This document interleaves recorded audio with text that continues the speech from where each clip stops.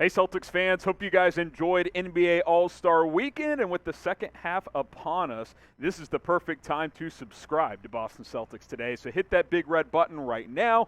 Almost to 8,500 subs. Want to get to 9,000 before the NBA playoffs start. Help us get there. Subscribe. More news and rumors to break down with several videos per week. So go ahead and do that right now. And there's a juicy rumor right off the top, so stay tuned.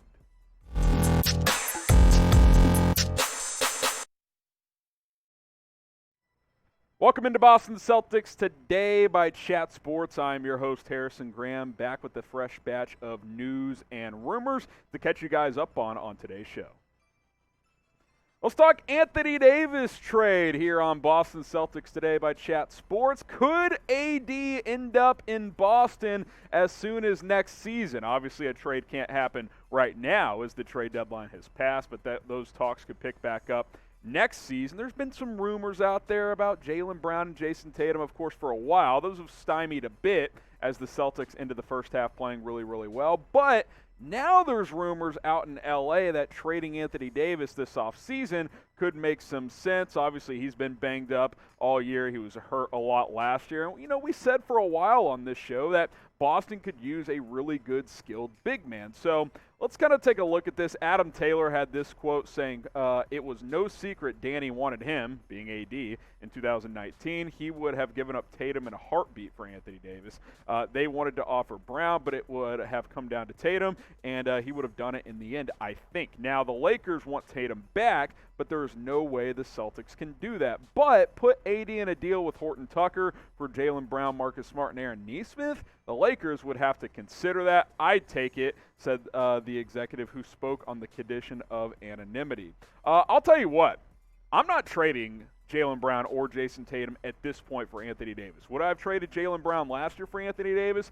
Absolutely, because a big was a glaring need for Boston, but with the injuries have piled up, he's getting a little bit older. Not that he's old, but he's certainly older than Tatum and Brown. I'm not doing it. I'm not trading that much for AD. I'm not doing this deal. Sure, you get Horton-Tucker back, who can, help replace Brown a little bit, but he's half the player Jaylen Brown is. And you lose Marcus Smart as well.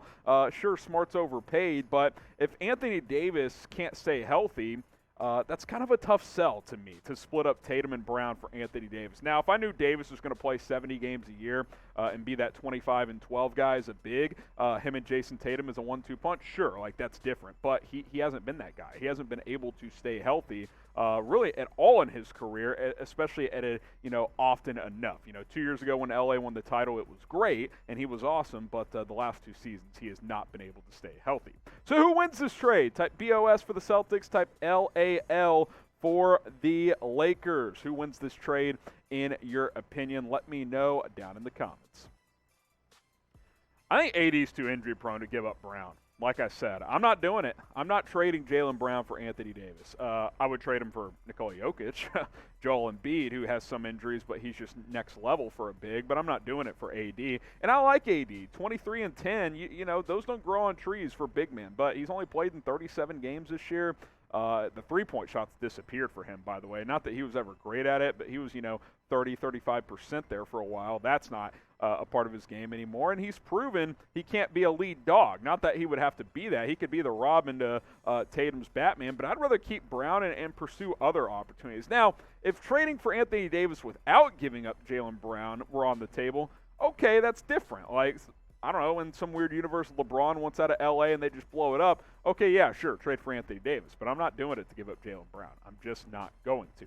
More news and rumors to catch you guys up on, but quick reminder to subscribe. We are the best Boston Celtics channel on YouTube. At least we like to think so. Help us out. Let's grow this channel. Turn on those notifications after you subscribe. Shams Charania with a bit of news yesterday that we'll catch you guys up on. Signing a couple of players, Malik Fitz and Keelan Martin, to 10-day contracts. Boston had to fill out their roster after they had two open roster spots after the trade deadline. Fitz has spent some time with the Jazz. Martin played with the Pacers for a little bit of time as well. 10-day contracts, no big deal. This is more of a temporary solution to fill out that roster. I still think Boston could be active on the buyout market over the next few days leading up to March 1st. Money obligations not there. This doesn't impact their salary cap whatsoever. So we'll see kind of what happens moving forward with those two guys. We'll see if one of those guys proves he's worthy of sticking around, but that is the update in the short term on the roster. Let's take a look at potentially a long-term solution, at least like for the rest of the season. How about Greg Monroe, who could be a replacement for Enes Freedom, who got shelved out during the trade deadline. Played fairly well in some limited time with Milwaukee, a couple of other stints on 10-day deals this year as well, after not playing in the league for a couple of years. And he's played under Brad Stevens before, so you've got that connection between Greg Monroe and Brad Stevens, which I think is pretty interesting.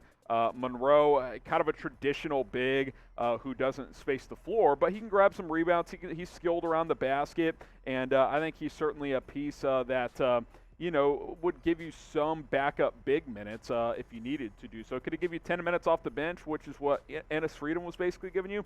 It's possible. I thought he looked decent in limited action this year after not playing in the league for a couple of years, which was surprising because toward the end of his career before, it was like, he's done. He didn't look done to me when I saw him earlier this year. So I think he's a name to potentially monitor if, once these 10-day contracts run out and Boston wants to go in a different direction.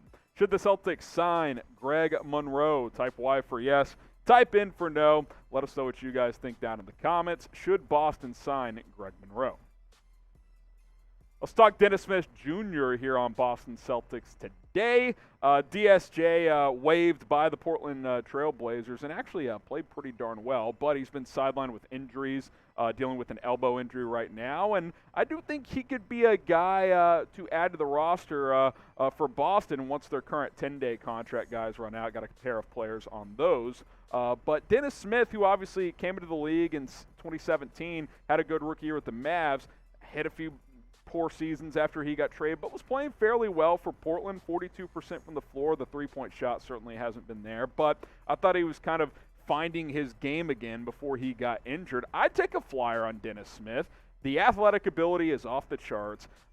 He's got a decent ability to score the basketball. He's always had that, even though he hasn't always been the most efficient player. But I think as backup point guard minutes guy that can give you some athleticism off the bench, I think that's, someone to look into. Now, he's still banged up with an elbow injury, so I think this would be a signing down the road potentially, but keep an eye on Dennis Smith Jr. and really keep an eye on a lot of guys that could get cut or waived or bought out over the next few days. Name a player that you think the Celtics should sign. Let us know in the comment section. Maybe it's Dennis Smith. Maybe it is someone else. Get your votes in right now. All right, before we sign off, don't forget to hit that big red button. We'll continue to inform you guys of the latest Celtics news and rumors. I've been your host, Harrison Graham. I'll see you soon here on Boston Celtics Today.